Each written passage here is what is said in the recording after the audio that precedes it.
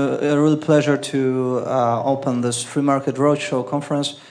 Thanks to actually Marek Tatała, who connected us with Austrian Economic Center and also with Bendukize Free Market Center, which is the original organizer of this Free Market Roadshow edition. Special thanks to Natalia Melnik, who is in charge of Bendukize Free Market Center, of organizing this original conference. But sadly, due to obvious circumstances, it couldn't be held in Kyiv as planned. So it's held here in Świetlica Wolności. The audience is mostly internet audience, so this event is live streamed via our social media channels. It's also shared by our befriended organizations.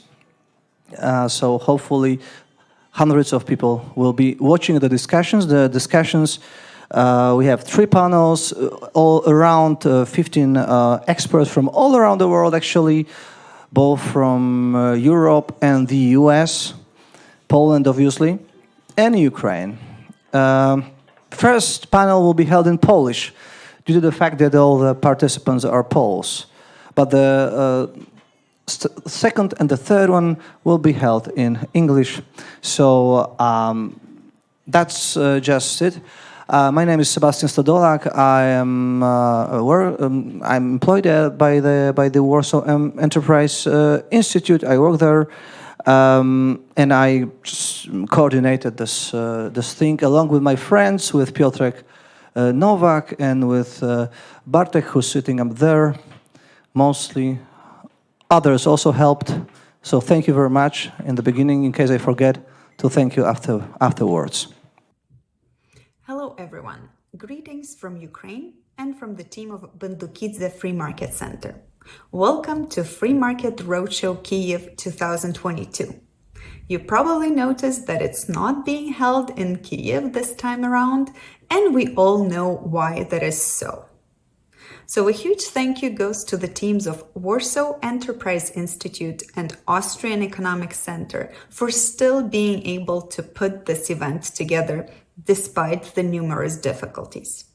Still, at the same time, I really wish we could be hosting it in Kyiv at the same location we usually go for, overlooking the Independence Square, right at the heart of the capital of Free Ukraine. Unfortunately, it is not possible right now, but I do have all the faith in the world in it being possible next year. We will see each other again, and we will be discussing the process of rebuilding Ukraine, of it rising from the ashes of war and becoming a lot more successful, more prosperous, and a lot freer than ever before. But before that can happen, and before it is possible to happen, we need to win this thing. Because for us, the Ukrainians, there are only 2 outcomes to this war that are acceptable. Either Ukraine winning it emphatically, or Russia losing it decisively. Why is that so? Because any other result would mean the end of Ukraine. The end of Ukraine that we love, the end of Ukraine that we want it to be, the end of Ukraine in which we want to bring up our children in the future. And that's totally unacceptable. That's why we are fighting on different fronts. We are fighting for our freedom, our independence, for our future, for our right to exist. But also, it's about so much more than just Ukraine. It's about us being the shield for freedom, for Europe and the rest of the world. That's why it's not the Ukraine issue. That's why we need to take a stand together. And I'm sure we will win together. I know that you will be talking about the situation in more details during the event today. So I wish you fruitful discussions, and I hope that soon we will be able to be talking about Ukraine's victory and a much freer world for everyone else. Slava Ukraini! Welcome, everyone. My name is Kamila Sotomska. I have the pleasure to moderate today's panel on the new challenges for the economy. And I have the pleasure to welcome our distinguished guests. So, Yaron Brook, Iron Rand Institute. Hello. Kibbe, Free the People. Hi. Hello. Marcin Nowacki, ZPP. Krassen, Stanchev, Sofia University. And Marek, Tatała from Economic Freedom Foundation. Hello. So, new challenges for the economy. I think we can all name a few, starting with the pandemic, the lingering effects of the lockdown policies, the good and the bad.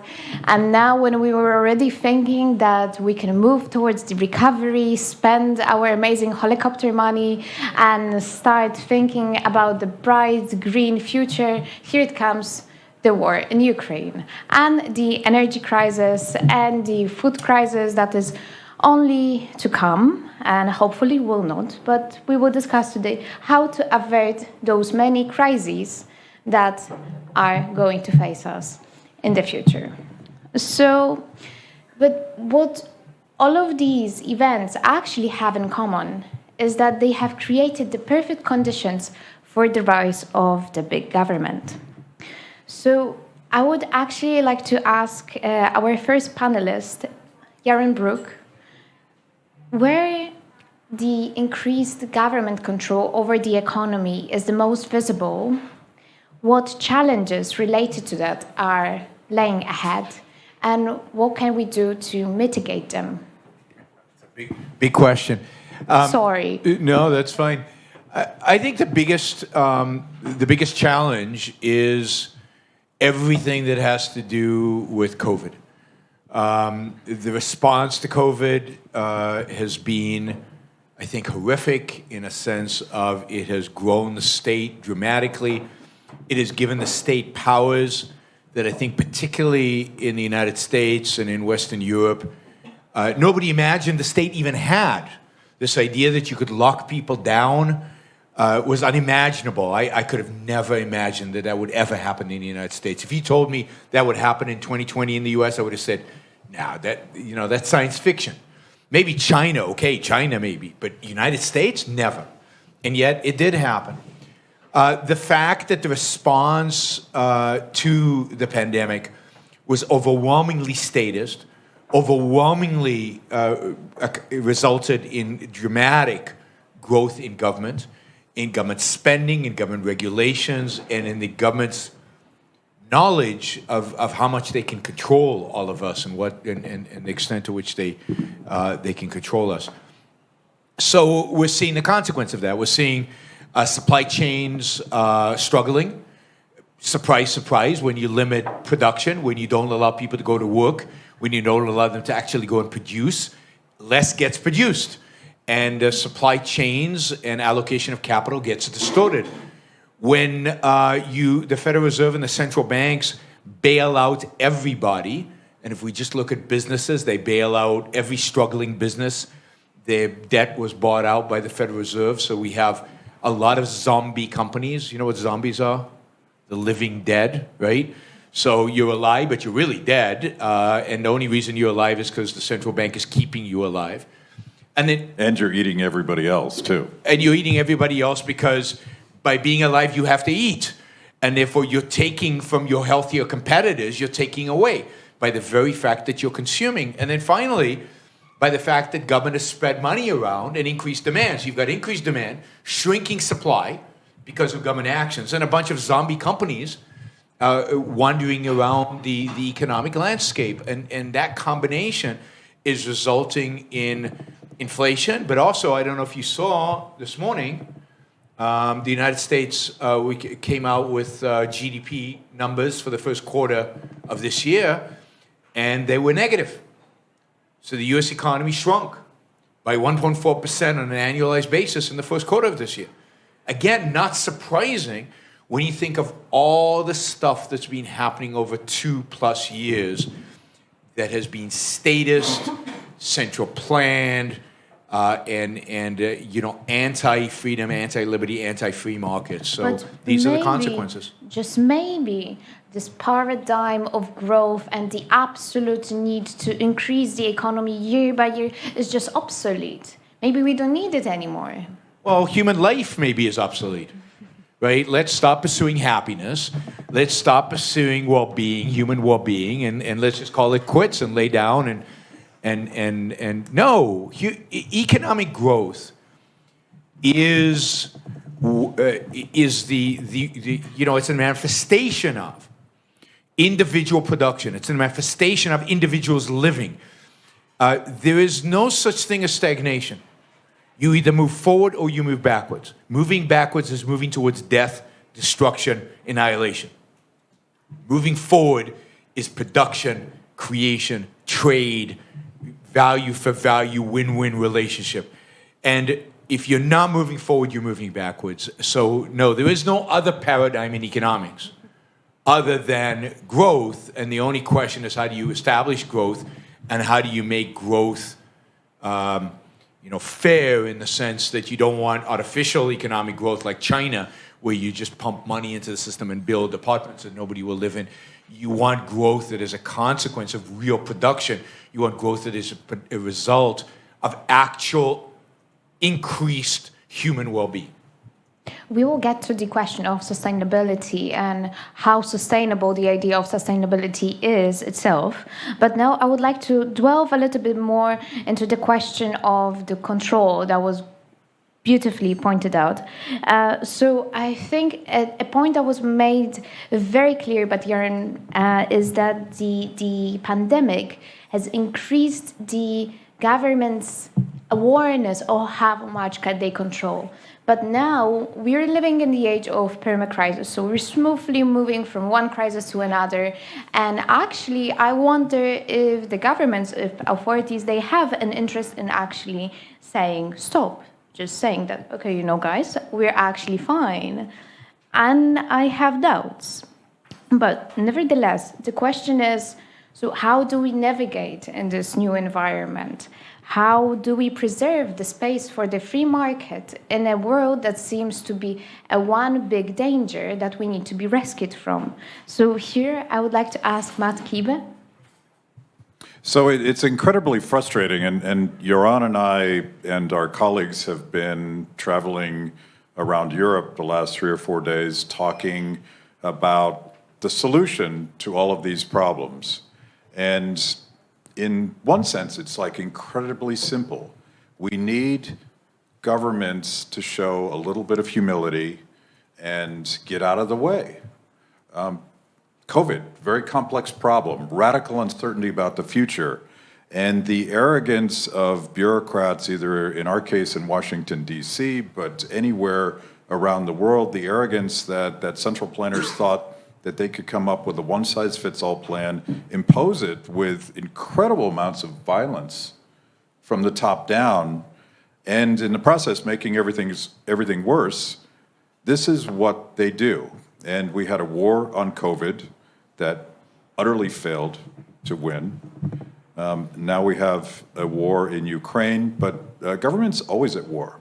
And they're at war with people being free to figure stuff out. And the challenge for us is not only to demand the freedom to figure stuff out for ourselves, but to figure out a compelling way to tell that story so that people who are frustrated, people who are feeling the pain of new inflation, feeling the pain of 2 years of lockdowns, maybe they weren't allowed to work, maybe their jobs don't exist anymore.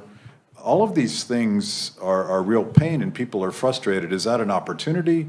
Or is that something that we just have to live with? I will tell you that these bureaucrats who won't get out of the way, and I'm going to pick on the European Commission for a second, hopefully that's appropriate, but a top-level bureaucrat from the European Commission was quoted this week saying, quote, "We have profited from fossil fuels and it created enormous wealth at the expense of planet Earth. And as we realize right now, at the expense of geopolitical imbalances with our dependency on Russia. we both need to be repaired. In order to repair them, we need to pay more for energy and also for food. The two basic needs of life, food and energy, we have paid way too little for in the past 40 years. So the answer from bureaucrats who have helped create this situation is you need to suffer. And the fact that you haven't suffered enough is a sin against Mother Earth, I guess, but maybe a sin against the high priests at the European Union. We're fighting against people who have no respect for human life and human dignity and the freedom to figure stuff out and all the things we're going to talk about today. Thank you. The point about suffering, it makes me think, well, very, very well put. And I would never think that this kind of ideal of suffering that's so present with the Catholic Church is going to come from the European Commission. Well, the new church. No, I mean, all the European Commission has done, all secular Western Europe or secular Europe has done is secularized Catholicism. Certainly the aspect of guilt and sacrifice, they have secularized effectively and are using that. So people might not think of themselves as Christian, but they are. So we will come back to the question of frustration and how to deal with it and how to actually empower people again. But I would like to ask just maybe a slightly different perspective. So I agree with you all, but I wonder how it is that it's not the free market politicians or free market economists that currently have the ear of the regulators. So in principle, why are you in opposition if you're right and not them? And now maybe the point that will make it a little bit more visible is the kind situation with war. So I think everyone here will agree, despite our love and appreciation for free market and liberalism, that since the outbreak of the war in Ukraine, some bold government movements were needed and welcomed. So where do we draw the line? Where do we want it? Where do we not want it? And how do we decide where a government action is needed? Can I ask? Yeah. Yeah. I mean, look, wars are issues of government. So the role of government, I think the only role of government, but certainly the primary role of government, is to defend their citizens. To defend their citizens from people who would violate their rights, who would kill, murder, rape, pillage their villages. So the role of governments in a war is to defend their citizenship. But other than that, nothing changes in a war. So it is not true that suddenly when you have a war, you have to centrally plan your economy. Central planning doesn't work in peace, and it doesn't work in war. Okay, but maybe now I would like to ask Marcin for his experience with the gas storage. Thank you. The problem with the energy sector is that it's not a private sector. It's at least in Europe, it's not just regulated by the government, which is correct and right. It should be regulated by the governments.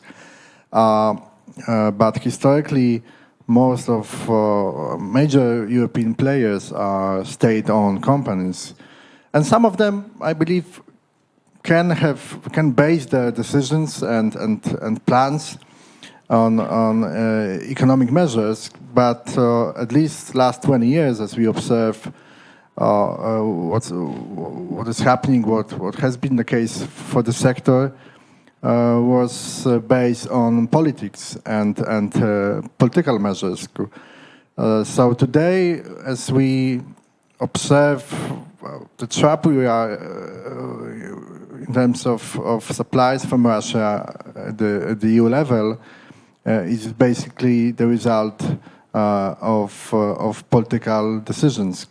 So there are member states in Europe that decided to be very close to Russia in terms of the political presence, political pressure, political power across Europe. Of course, it is partly related to economic goals as well. So, I mean, in the long perspective, definitely the aim for Germany was to be a major, key, and the only one trader of the Russian gas in Europe.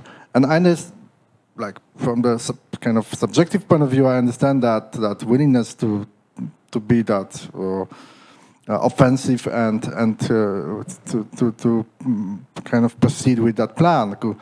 But short term, all the decisions, investments were definitely not the part of the business plan. It was basically, in a way, sponsored by two countries to get political influence. And we ended up with the situation.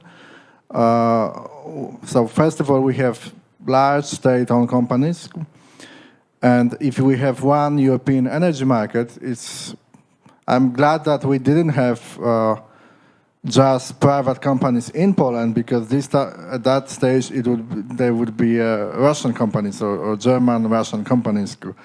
So it's kind of tricky how to counterbalance the situation in the longer perspective, and what should be the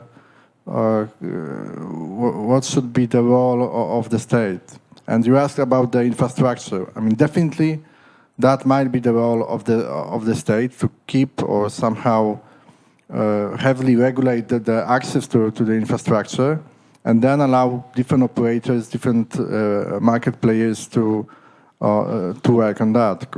And today we have some infrastructure regarding the gas storage that is not European. That's not a actually problem we have, but it's also not private. I mean, it is a company owned by the Russian state-owned company.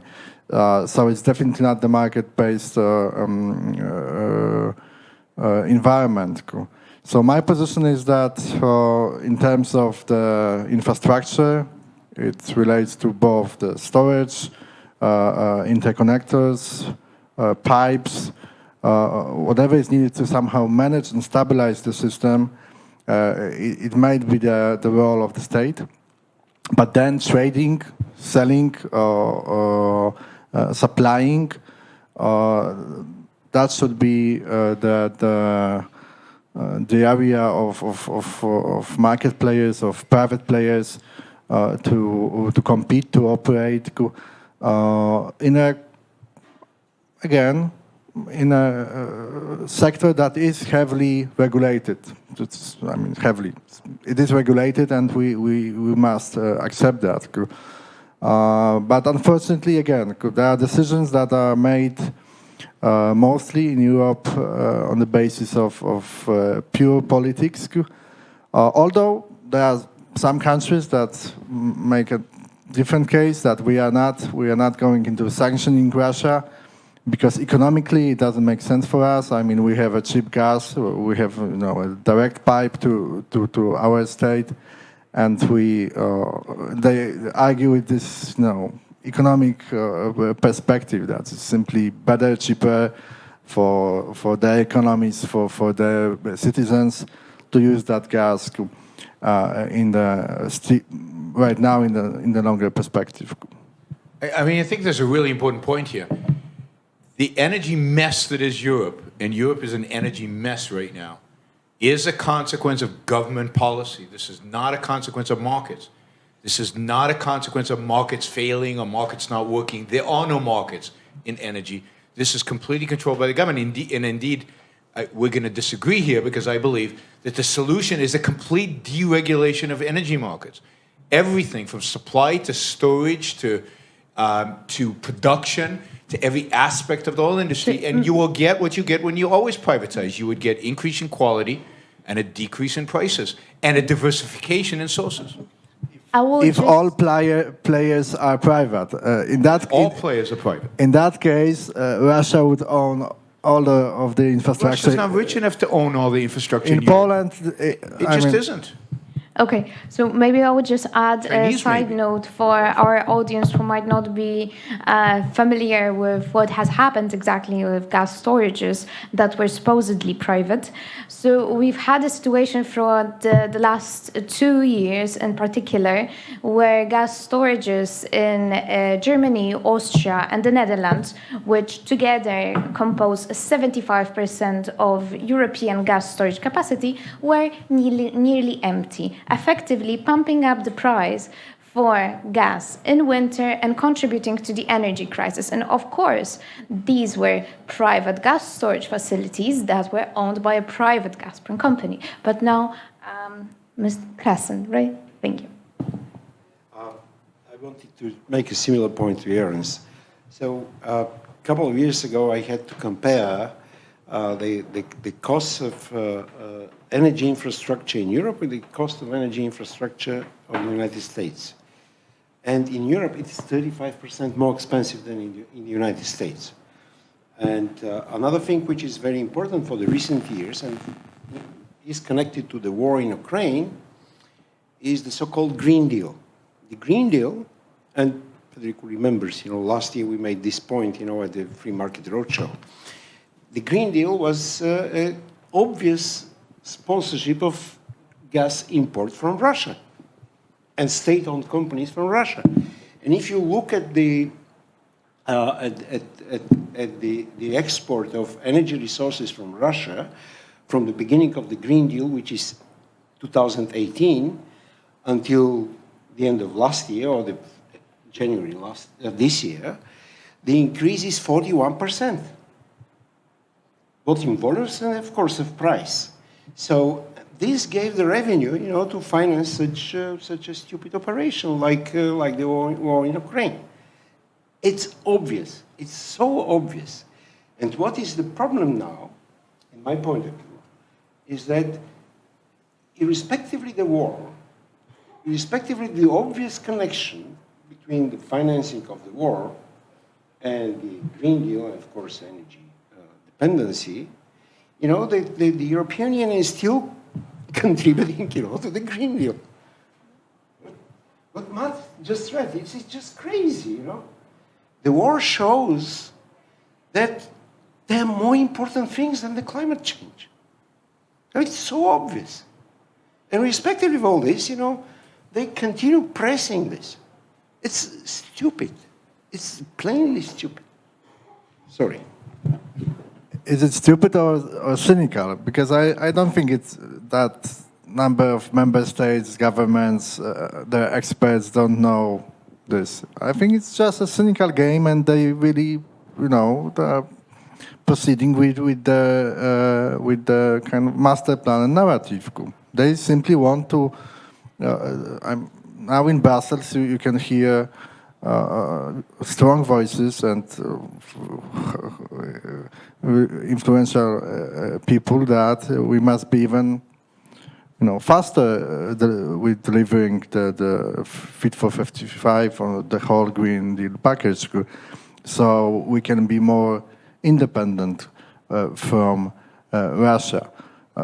They don't add that we'll be more dependent on specific technologies and China, and including China and so on. And poorer, significantly poorer. I think they know what they say, and they are simply not afraid. Those countries are not afraid.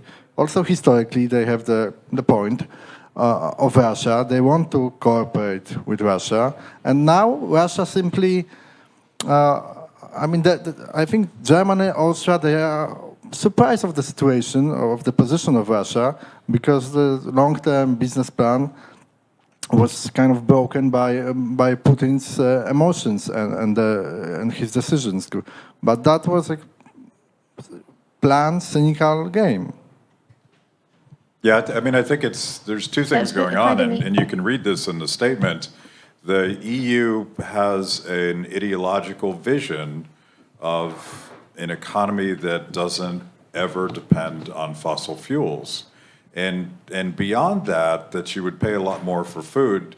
Food's not a choice. Food is something that you need to live. So ultimately it feels kind of an anti-growth, anti-human sort of ideology. But, you know, practically speaking, we've been talking about this at other aspects of the roadshow, the number one cheerleader and scaremonger against fracking in Germany and other countries in Europe has been Vladimir Putin and Russian Today, spreading all, and Matt Ridley, the author of The Rational Optimist, has documented this. Putin has been out there telling you that you can't create alternatives to Russian gas. And that is certainly self-serving and cynical. But it's also suicidal for the rest of Europe to sort of, like, this isn't just about energy, this is about power. And not just the kind of power that turns on the lights. Who is going to control your future? Who is going to decide if your country survives if you unilaterally disarm and say, you know what, we're not going to let entrepreneurs figure out better ways to create energy, maybe greener ways to create energy. We're just going to step back and let really bad guys determine our future for us. It's a shockingly horrible position. It is a shockingly horrible position. However, for some reason, currently, most of the general public believes it is the safe way. So the free market proponents these are the bad guys. I'm sorry, guys, but you're the villains. Like, sitting here, those are the bad guys. You're the bloodthirsty capitalists who have destroyed the world. So I'm sorry if I'm doing a bad job as a moderator. Audience, please, you're most welcome to ask the questions. I'm looking out for some Fridays for Futures activists here, and if not, then I'm gonna do this job. So we have killed, and your generations have killed the planet Earth, and those are the young people that are going to suffer and die inevitably in a terrible, terrible way. So with all this and the loss of trust in liberalism, how do you do this? How do you now get from this? And if I may, I would like to address this question to Marek, who still didn't get a chance to speak yet.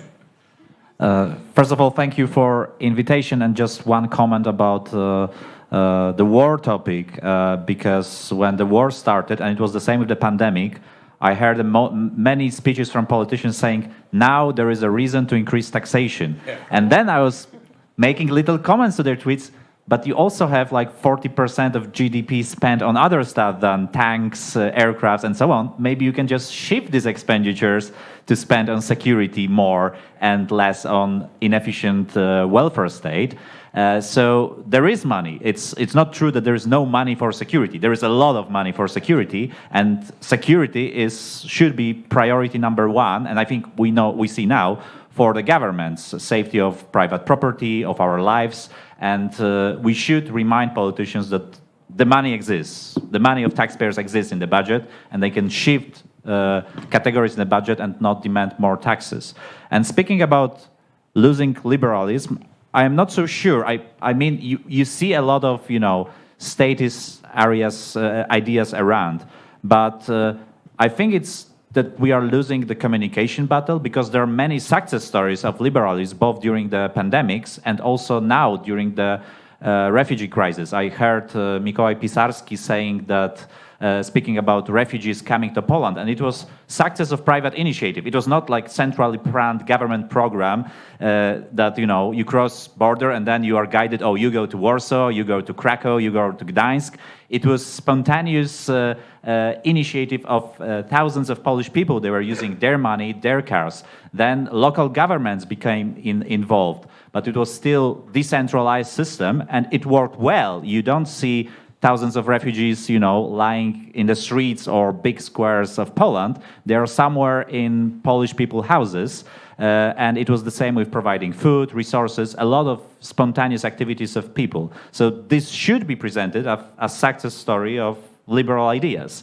The same with pandemic. We had many press conferences of politicians in front of, big aircrafts, including the one that was destroyed in Ukraine, full of masks, and they were bravely saying, we ordered 1,000 masks or some other machines. But then, at the same time, you had alcohol-producing companies switching their production lines into sanitizers and other stuff. You had thousands of people in Poland, for example, sewing masks at home, not only like first idea was to help people, but the second idea, you can sell a mask for 10 zlotys. There is also opportunity to earn some money here, and it's great. And I think the problem is that in the media, we're mostly watching this, press conferences of politicians, and we still don't have something like a website with, 1,000 the best private initiatives to fight COVID during the pandemic. And I think we should just do more in terms of communication.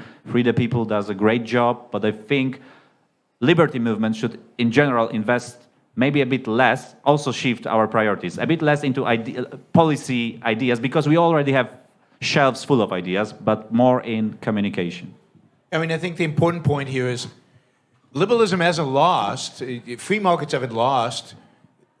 Every time they're attempted, every time they're allowed to function, they're a massive, unbelievable success.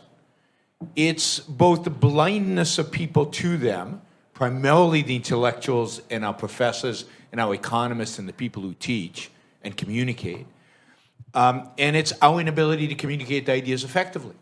But the reality is that our ideas win. Our ideas are the only ones that are successful. Capitalism, you said capitalism has destroyed the world. Capitalism is the only thing that's been successful in the world. It's the only thing that's brought people out of poverty. It's the only thing that has produced the kind of society we live in. We just have not told the story well enough. And I do think, I do think the challenge is much more difficult than most of us think it is, because I do think it goes to a point made earlier about guilt, about sacrifice, about pain, and the noble ideal of sacrifice and pain, and what Ayn Rand defined as altruism. It does go to the idea of a morality of self-interest, and these are issues that many of us don't like talking about and uncomfortable talking about, even though even Adam Smith talked about, right, the baker doesn't bake the bread for you, he bakes the bread because he's trying to make a living for himself. So until we're willing to defend capitalism consistently and passionately on the economic level, on the political level, on the philosophical level, on the moral level, we will lose. But we need all of it, and we need to do a lot more than we're doing today, because the fact is, everybody in the world is against us. We're outnumbered, particularly among intellectuals, we're outnumbered. And this is why all these different projects that all these different groups are engaged in, we just need more of them. So liberal organizations need more central planning? We need the opposite, and I'm going to argue with Yaron a little bit. I don't like the C word, because the market process isn't really about capital accumulation. It just happens to be one of the things that happen when entrepreneurs create things that people want. I do think we need to explain the difference between centralized control and the arrogance of planners and the collusion of insiders and the way that big businesses and big governments game the system so that people can't live, they can't buy energy, they can't buy food. And most importantly, when they're dealing with difficult times, the entire point of the market process is that it allows for decentralized people from different places with different knowledge and different needs and different wants to figure out how to fix the problem.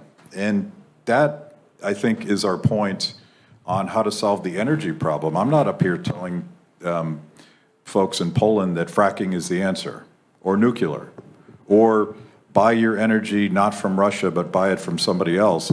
I'm telling you that you need a radical system of decentralization that gets the insiders out of the way so that smart people and normal people and people that need to put fuel in their cars can be free to figure that problem out. So to me, it's a process of convincing people that their overlords have failed them, and that there's a little bit of responsibility when they look in the mirror to say, you know what, we need to get together and we need to figure this out. Otherwise, we're screwed. Our families are screwed. I think maybe the main problem is that we're talking here about the ideas, about abstract things, and then people go on Twitter and then they see pandas and mating glaciers, and this talks to them on an emotional level, and they are never going to spend so much time if they see a sad panda on the internet as listening to you. Your ideas are amazing, but people need to want to listen to them. And it also brings a point. So this week I've been attending a European Economic Congress, and I have attended a panel about disinformation, which was exclusively dominated by the topic of Russia. So the point that was brought by all those amazing experts from PISM, from East Stractom, from EU versus Disinformation, is that Russian TV simply won, even in Ukrainian houses. And in Russia itself, that's of course, it doesn't have competition because it was more entertaining. It was more compelling. It spoke to people. Presence? Sure. So Marek had a very good point about the battle of interpretations. And the public opinion, I don't think, by the way, that the so-called fake news and disinformation is an important phenomenon. This is an important phenomenon, but this is a consequence of something else. And this something else is the competition or the battle of different interpretations. And here, on the front line, or the initiators are the politicians. If you look at the rhetoric of the European Union in the last 3 years. So you look at the names of different commissioners. You have a commissioner for the people, of the economy for the people. You have, if you look at the programs, the Green Deal. What is Green Deal? It's nonsense, White Deal. If you look at the next generation, what is next generation? So I'm next generation until I'm alive, So the next generation, if you look at the statistics of the next generation, so the government debt of the European Union, which is like 90% of the GDP, will be paid by the next generation. And the statistics is very simple. You take the government debt and divide it on the number of people between age of 1 and age of 17. And you will see that this generation is paying 7 times more than the overall population of the European Union. So, but all these things, they come as the interpretations, they come as a echo. So somebody comes at the United Nations, because Greta Thunberg was there, and says, next year we will do, everything possible to reduce the greenhouse emissions by 50% for the next 5 years, for example. That's Boris Johnson, yeah? So, that's Boris Johnson. So who has never been a green person, But he is running, for re-election. So he would like to be, nice to the people. And here comes somebody, who is between mad and preoccupied with some idea. Lots of people are preoccupied with such ideas. So, and here then come the politicians, and they discover something. They discover their horse in the competition for ideas and votes. And that's how it works. I was lecturing in 2019 for the European liberals at the Theodor Heuss Academy in Gummersbach. And suddenly I realized that I have most of the European liberals in the room. And I asked them, why you are not opposing the Green Deal? You are sitting in the European Parliament. Some of you are in the local governments of Germany. Some of you are even members of the Bundestag and in other countries as well. In Holland, they have always been a part of the governing coalition. They said, we would never do that. I said, why? Well, because we are losing elections. They were absolutely plain about this. And that's why they renamed the liberals, they renamed their name, and now they're Renew Europe. But they sound like renewables, and they intentionally renamed their political faction in the European Parliament in order to sound like renewables. That was intentional. Thank you. Just to follow up on the storytelling, I think that the kind of keyword was brought by Matt about decentralized systems and decentralized sectors. Every time we have a sector, business sector that is decentralized, we can easily use it as a great example of free economy. And the other way around, if we have really highly concentrated sectors, it's in most cases quite easy to call that there is no market involved. There are monopolies, duopolies, and other polies involved. So let's just like in Poland is a perfect example of how decentralization of sectors work. We just had a press conference with the transport sector about 2 days ago. Never got any kind of support from the government. It wasn't subsidized anyway from Brussels. It wasn't owned by the state-owned companies. It's not until today. We have 38,000 SMEs operating in the transport sector and dominating the European market. And we had, and they were able easily to, with this volume of companies, also diversified market presence in terms of states in Europe. They were easy to come and say that they don't want to go to Belarus and Russia, that they are able to stop the activities and stop the trade with Russia due to the fact that most of the trade with Russia is done by Polish truckers. So it shows how really, diversified, decentralized sectors can be efficient. And I think we have plenty of examples, not just here in Poland on refugees, but internally in Ukraine. The people of Ukraine are extremely decentralized right now, but it works. It's kind of really spontaneous order how people supply themselves, how they commute easily, transport goods. Every time we needed transport to Ukraine, it's suddenly, actually overnight we can get one coming to Warsaw or other location and get it. Every time I go to Lviv, on the same day, the same hour, there's another bus coming. It's not state-owned, it's not a large corporation, there's no large entity involved, and within an hour, it goes further to the central Ukraine or to the east. So really, we have a number of perfect examples of how so-called decentralized systems can work, and are really full of free enterprise. Can I have a comment to what you said about capitalism and the language? Just one, Yaron, and then you, okay? Okay.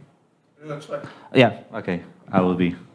Thanks. So I agree that it's also not a good word to use, and when Leszek Balcerowicz, the founder of my previous think tank, Civil Development Forum, and Minister of Finance during transition, was speaking about changes in Poland from socialism to free market economy, he was saying, he was not using the word capitalism because it was demonized during socialism, so he was just using the word Western type economic model, because many people in Poland then had, I know that in the 80s, I think the model was much better than today, but many people had good image, like West was something great for them, and they wanted to have life like in the Western economy.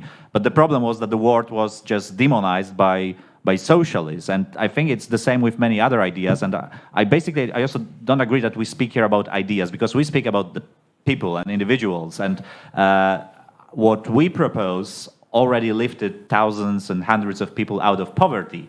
The other ideas like socialism killed thousands of people all around the world. So this is about the people. And that would make an amazing Twitter thread. Yes, and also about demonization. Like every time I speak about, very often I speak about the free market model, what we should achieve in Poland. What examples people give in opposition that, oh, your perfect model exists? They say Somalia. as an example of perfect free market state, or they say about Congo colony of King Leopold. And this is like the only examples they can give. This is really stupid, but this is like what we have to fight with, like this kind of demonization of free market ideas, because they create some alternative vision of free market, and then they say, oh, this is your like perfect model. Fight with this, and unfortunately, this is like a lot of effort that we have to do is just to fight with the strawman ideas of the other side. So I'm going to disagree with you guys. I love the word capitalism. I think it's a fabulous word because it's not about capital and capital formation. It's about a particular system of government. It's about a particular social economic system that came into being in the late 18th century and early 19th century, and it works phenomenally well, has worked phenomenally well. And the idea that we should back away from it because the socialists who murder people, who destroy economies, who destroy industries, demonized it, is defeatist, and we shouldn't. We should fight for these words because they're important. And the fact is that nobody opposes capitalism because of the word capitalism. What they oppose is free markets. What they oppose is freedom. What they oppose is individual rights. What they oppose is the ability of individuals to be free and pursue their own lives. Look, I think that everything we've said, we don't need more examples. I'm sorry, we don't need more examples. There are millions of examples out there. We need to better communicate those examples. We need to tell better stories. We need to elaborate on those examples. But the examples are out there. The examples have existed for 200 years, the exact opposite of what the straw men that they create when they attack us. We have a million stories to show the beauty and success of markets, of capitalism throughout these periods. I mean, you talked about a food crisis. Here's the solution to the food crisis. You could do it like that. Lower tariffs to zero in Europe on food. Allow importation of food from anywhere in the world into Europe. And you will see food manufacturing in Africa ramp up dramatically to export food to Europe. You won't do it because you're protective of your farmers, because it's protectionism. It's the exact opposite of markets. But we know how to solve every one of these problems. We know how to solve easily and quickly. It's a question of will and a question of a willingness to trust and be willing to accept the fact that some people are going to be offended by the fact that we're importing food from Africa. I love the word liberalism, but unfortunately it was captured in the US by the left. So can you do something about it? Krassen. That's the problem. If we give up on every one of the words, what's left for us? Supporting what Yaron just said, the current war of Russia against Ukraine is actually a development which is a result of Russia going back from the reforms, free market reforms, in the 90s. So then they produced those reforms. They produced a tremendous success. In 2011, after the global whatever recession, and that's 2012, the Russian economy was almost equal to the German economy. In nominal terms, you know, in terms of GDP, the Russian economy was like 2 trillion 75 euro. So the German economy was 3 trillion won, you know, that sort of stuff, very, very close. And then they started going back. So before Crimea, they started establishing the Eurasian Economic Union. They closed themselves from the international market. If you look at the behavior of Russia compared, for example, to China, Russia and Brazil, they were misbehaving.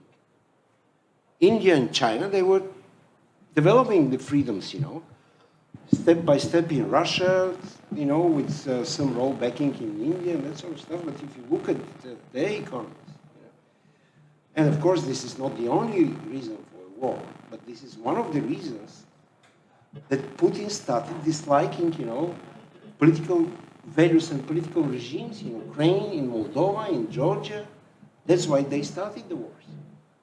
So because they did not like the success of capitalism in these countries. You look at, compare, for example, Ukraine with Russia. All the indicators of Ukraine, they are not the best in the world. But if you take, for example, 2010 and 2021, Ukraine improved 3 times. Russia stays on all the indicators there. Be this rule of law, be this freedom of expression, be this economic freedom, everything. Everything in Russia is the same. Georgia made a tremendous success, for the last 16, 17 years. From like 102nd place in the world in terms of economic freedom, they are now 4th country in terms of economic freedom. And even the classical liberals are not in charge of the country. Nobody is changing the system because everybody sees, it works. So when I first spoke, I talked about frustration and I talked about the collusion of powerful interests that are preventing us from solving problems. And I think in terms of the story and the politics and capturing the public's imagination, we do need to find a way that we can connect with them emotionally. And Yaron and all of us were talking about the beauty of decentralization and what happens when people cooperate and the dignity that comes from being able to take care of your family and determine your own life. And we try to tell those stories, and those are beautiful stories.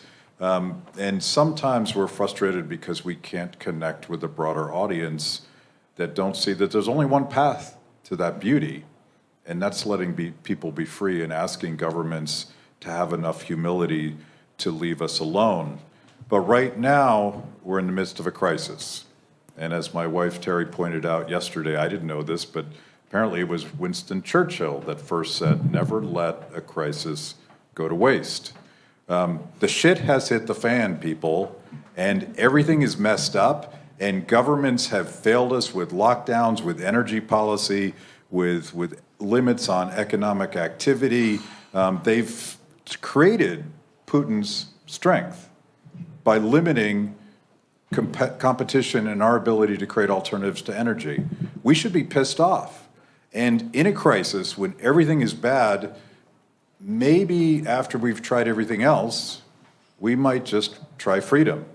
We might just demand that our political leaders and faceless bureaucrats in the EU and everybody that thinks they know better for us, we might just demand that they should back off and let us do this.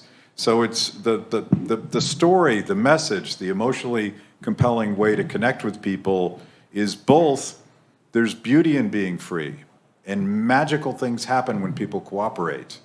But there's also that rage against the machine. F those guys, leave us alone, we gotta fix this, you screwed it up. I think it's a beautiful conclusion to our debate. I wouldn't have summed it up better myself, definitely. So thank you very much. Thank you, everyone. Thank you. Thank you.